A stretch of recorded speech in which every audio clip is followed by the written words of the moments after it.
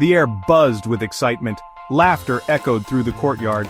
It was a wedding in Cana, a small village nestled in the heart of Galilee. Garlands of flowers adorned every corner, their sweet fragrance mingling with the aroma of roasted lamb and freshly baked bread. Guests, dressed in their finest robes, danced merrily to the music of flutes and tambourines. Their joy was contagious, their smiles as bright as the sun shining down on them. The bride and groom, radiant with happiness, moved among their guests, receiving blessings and congratulations.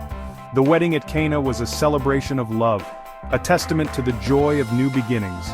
Little did anyone know that this joyous occasion would soon become the setting for an extraordinary event, a miracle that would forever be etched in the annals of time.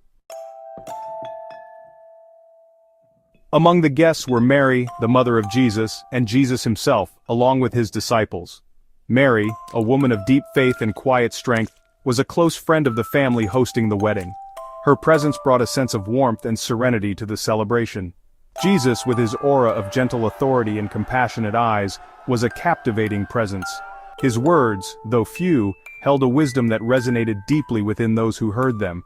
He had already begun his ministry, drawing crowds with his teachings and miraculous healings. Mary and Jesus, their presence radiating love and grace, blended seamlessly among the guests, their hearts filled with joy for the newly married couple. Unbeknownst to the others, they were about to play a pivotal role in an event that would transform the celebration into something truly extraordinary.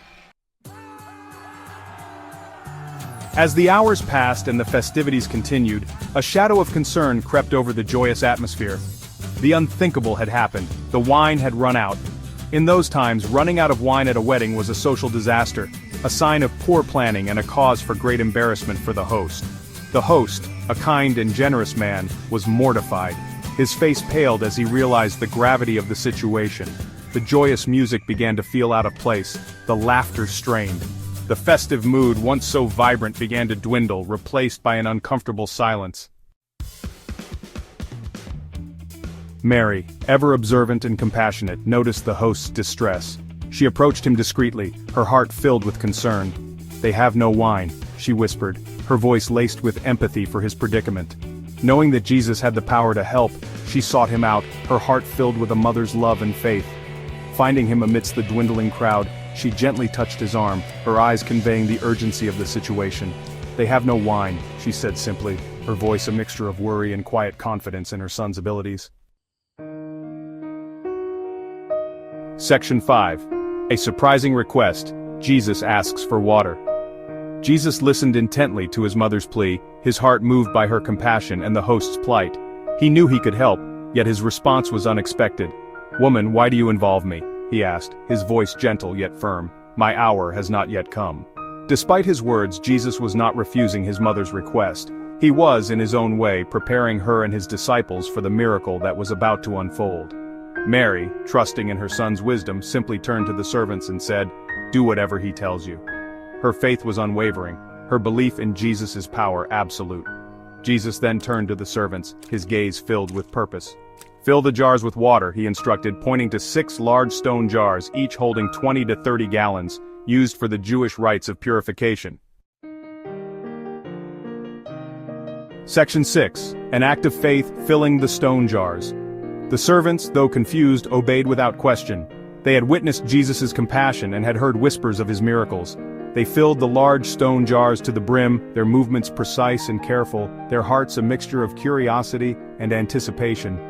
The courtyard, once alive with music and laughter, was now filled with the sound of splashing water and the murmur of hushed whispers. The guests, sensing that something unusual was happening, watched with a mixture of bewilderment and anticipation. Section 7. Transformation unveiled, water into wine. With the jars filled, Jesus said, "Now draw some out and take it to the master of the banquet."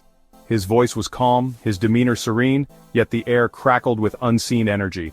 The servants, their hearts pounding with a mixture of fear and excitement, dipped their pitchers into the jars, drawing out not water, but the richest, most fragrant wine they had ever encountered. The transformation was complete, the ordinary made extraordinary. Water transformed into wine through the sheer power of Jesus' divine will. Section 8. Astonishment and delight. The guests react. The master of the banquet, unaware of the miracle that had just transpired, took a sip of the wine, his eyes widening in astonishment. "Everyone brings out the choice wine first and then the cheaper wine after the guests have had too much to drink," he exclaimed, "but you have saved the best till now." His words echoed the astonishment of everyone present. The guests, initially puzzled by the servant's actions, gasped as they tasted the miraculous wine. Whispers of amazement rippled through the crowd, replaced by expressions of wonder and delight. The festive mood returned, now infused with an air of awe and reverence. Section 9. A sign of glory, the miracle's meaning. The miracle at Cana was not just about turning water into wine. It was a testament to Jesus' divinity, a sign of his glory revealed to the world. It was a message of hope and transformation, demonstrating his power to turn the ordinary into the extraordinary, to bring joy where there was sorrow, and to reveal his glory in the most unexpected ways. This first miracle of Jesus marked the beginning of his public ministry. It was a sign that the kingdom of God had come near, a kingdom of love, grace, and miraculous possibilities. The wedding at Cana became a testament to Jesus' power and compassion, forever etched in the hearts of those who witnessed it, and a beacon of hope for generations to come.